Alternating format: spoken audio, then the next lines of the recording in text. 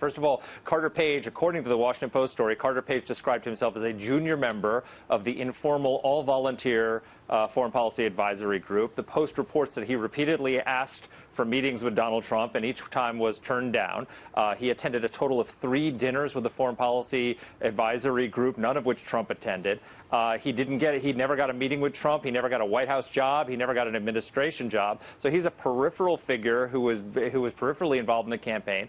There's no there. And here's the kicker. The Post reports, quote, Page is the only American to have had his communications directly targeted with a FISA warrant in 2016 as part of the Russia probe. So this is the full story, it seems like. And there's nothing there. So if you're looking for a big reveal, a big story showing that there's some collusion between the Trump campaign and Russia, this certainly isn't it.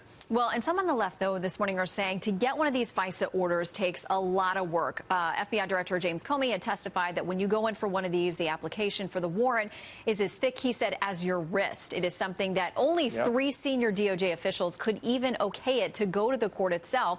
So the left will say, listen, they must have had something on Carter Page. They're pointing to the fact that he had contacts with a known operative in 2013. They tried to recruit him as an intelligence asset. They're going to claim victory on this story because they're going to say it proves their point that there was there. Yeah, but again, he was a junior, he is a self-described junior figure who never met Donald Trump. If this is there may be truth to it. We have no idea what was in that FISA warrant request, whether there was there. That will have to remain to be seen as the investigation goes out. But he's a peripheral figure in the Trump universe.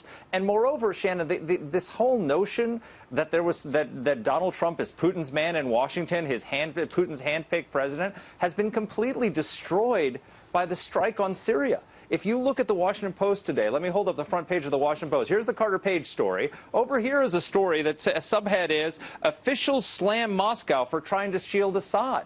There's a story in the Post today about Tillerson's trip to Moscow, where Russian officials are quoted as saying that the relations between the U.S. and Russia are at the lowest point since the Cold War. There is no, if Vladimir Putin was colluding with the Trump campaign to get a pro-Putin guy elected president, it really backfired on him, hasn't it?